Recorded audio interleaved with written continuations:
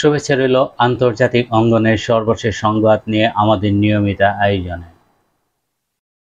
মধ্যপ্রাচ্যের বাতাসে বারুদের গন্ধ, ফিলিস্তিনের রক্ত শুকানোর আগে এবার কার পালা? ইসরায়েলের এক মানচিত্রেই কি লেখা হয়ে গেল নতুন এক যুদ্ধের ভবিষ্যৎ? জর্ডান কেন ৩০ বছর পর আবার জাগিয়ে তুলছে তাদের ঘুমন্ত সেনাবাহিনীকে? নেতানিয়াহুর গ্রেটার ইসরায়েল স্বপ্ন কি তবে আরব বিশ্বের জন্য এক দুঃস্বপ্ন হয়ে আসছে? আজকের ডিজিটাল নিউজের এক্সক্লুসিভ আয়োজনে আমরা গভীরে যাব। সেখানে উন্মোচিত হবে মধ্যপ্রাচ্যের নতুন রণাঙ্গনের পেছনে চাঞ্চল্যকর সব তথ্য। এমন কিছু ঘটনা সামনে আসছে যা বদলে দিতে পারে পুরো বিশ্বের ক্ষমতার ভারসাম্য। শেষ পর্যন্ত দেখবেন, কারণ এই খবরের প্রতিটি সেকেন্ডে অত্যন্ত গুরুত্বপূর্ণ।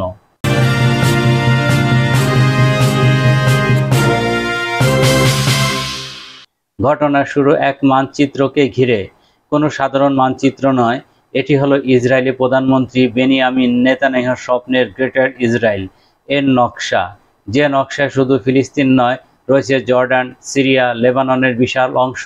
দশকের পর দশক ধরে ফিলিস্তিনিদের উপর বর্বরতা চললেও আরব বিশ্ব অনেকটাই নীরব ছিল, কিন্তু এবার আঘাত এনেছে সরাসরি সার্বভৌমত্বের উপর।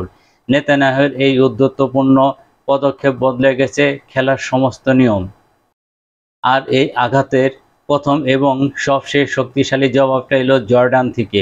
দেশটির কিং আবদুল্লাহ এবং ক্রাউন প্রিন্স হুসেন বিন আবদুল্লাহ এমন এক পদক্ষেপ নিলেন যা গোটা বিশ্বকে চমকে দিয়েছে।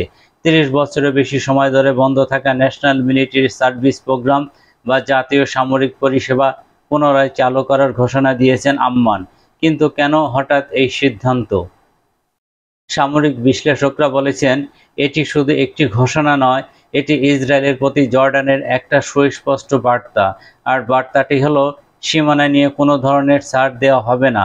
জর্ডানের যুবরাজ হুসেন সরাসরি বলেছেন, দেশের তরুণদের মাতৃভূমি সেবা এবং প্রতিরক্ষার জন্য প্রস্তুত থাকতে হবে। এবং এই প্রস্তুতির অর্থ কি? এর অর্থ হলো 25 থেকে 29 বছর বয়সী হাজার হাজার বেকার যুবককে বাধ্যতামূলকভাবে 1 বছরের কঠোর সামরিক প্রশিক্ষণের আওতায় আনা হবে।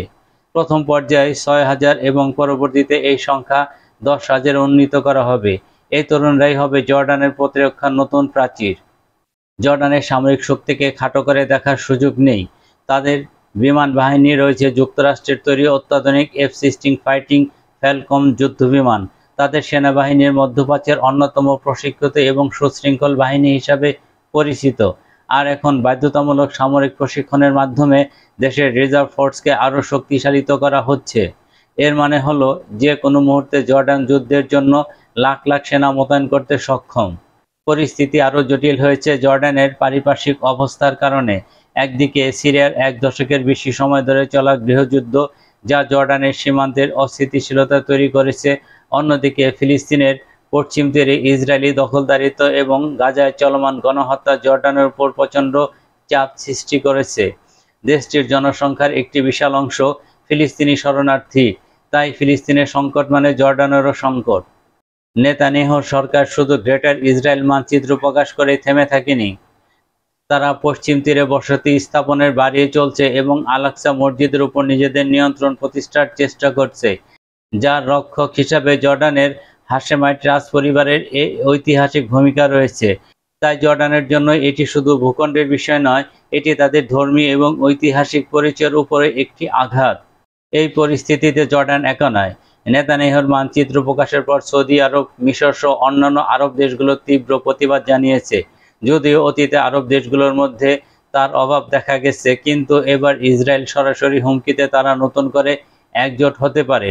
যদি জর্ডান আক্রান্ত হয়, তবে এই সংঘাত শুধু দুদেশের মধ্যেই সীমাবদ্ধ থাকবে না, পুরো মধ্যপ্রাচ্য জুড়ে যুদ্ধের আগুন জ্বলে উঠতে পারে। এখন প্রশ্ন হলো, এই ক্রমবর্ধমান উত্তেজনা বিশ্বের শক্তিশালী দেশগুলোর ভূমিকা কি হবে? আমেরিকা কি তার দীর্ঘদিনের মিত্র জর্ডানকে সমর্থন দেবে, নাকি ইসরায়েলের পাশে থাকবে? রাশিয়া এবং চীন কি এই সুযোগে মধ্যপ্রাচ্যে তাদের প্রভাব আরও বাড়ানোর চেষ্টা করবে? একটি মানচিত্র, একটি ঘোষণা এবং কিছু আগ্রাসী পদক্ষেপ মধ্যপ্রাচ্যের এক ভয়াবহ যুদ্ধের দ্বার প্রান্তে নিয়ে এসেছে। জর্ডান তার রণসজ্জা শুরু করে দিয়েছে।